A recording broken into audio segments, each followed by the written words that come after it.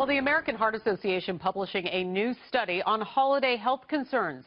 The research confirms an uptick in heart-related deaths over Christmas and New Year's, but removes cold weather as a possible factor. So since the data comes from New Zealand, where it's warm in December, this is, of course, very interesting. We want to bring in Dr. Tiffany Sizemore. She's an internist, board-certified cardiologist, and women's health expert. Thanks for being here. This is such an important subject matter for anybody who has had heart disease in their family, and I know a lot of our viewers have. So, we want to talk about what are some of the contributing factors to this stat when that study talks about taking out the cold factor. So what we do know is these patients that have the higher heart attack statistics, really, and we say wintertime for us because it is our winter time. These patients typically do have more risk factors to begin with. So they have high blood pressure, high cholesterol, they're smokers. But what we know is that it's just an increased amount of stress over the holiday season. Emotional stress, physical stress, taking the bags to and from the car, up in the north, shoveling the snow. But really, it's the emotional stress behind everything. It's having the family over, getting the house ready. Right. And stress does increase blood pressure, it increases heart rate, so it increases heart attack risk. Lack of sleep, too. Lack of sleep. Lack of sleep doesn't help.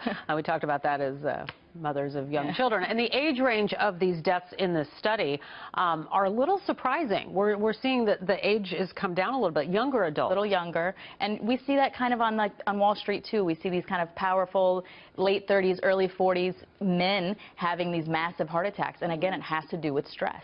Right, and a lot of people, of course, can probably relate to some information in this, that, you don't exercise as much, you're eating and drinking a little bit more. Yeah. Sure, I mean, so we all do it, right? And now the advice would be, okay, well, get out, start moving, and don't eat as much. But it's hard to do. So what's your motivational advice as a cardiologist?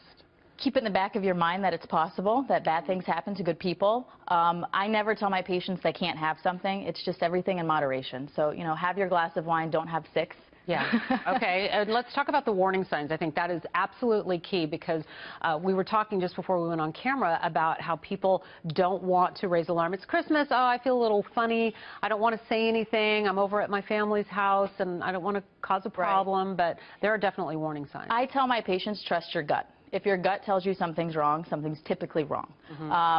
So obviously chest pain is the big predominating symptom, but a lot of times just an overriding nausea, feeling very tired for no reason. Granted, if you didn't sleep the night before, it's one thing, but feeling extraordinarily fatigued for no reason, jaw pain, arm pain, for really no reason. But what it really boils down to is it's your gut feeling. If something's not right, call 911 and go to the hospital. Right. Because time is hard.